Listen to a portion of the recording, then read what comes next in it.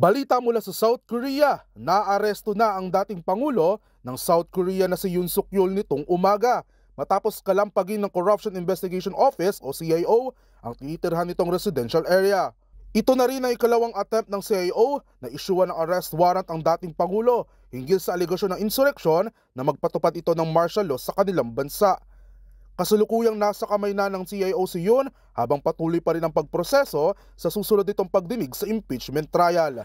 Sa iba pang balita, na-rescue naman ang 82 survivors mula sa isang illegal mining site sa South Africa, habang 36 na katawan naman ang na-recover mula sa nasabing lugar. Ayon sa ulat, na-stuck ang mga minero mula pa noong Agosto ng nakaraang taon. Upang pilitin silang lumabas, pinahinto ng mga otoridad ang pagsusupply sa kanila ng pagkain. Mahaharap naman sila sa kasong illegal mining habang patuloy pa rin ang paghahanap sa iba pang mga natrap na labi na tinatayang aabot pa sa daan-daan ang bilang. At iyan ang mga nakalap nating balita mula sa iba't ibang panig ng mundo. Para sa MBC TV Network News, ito si James Galange ng DZRH TV, una sa Pilipinas, una sa Pilipino.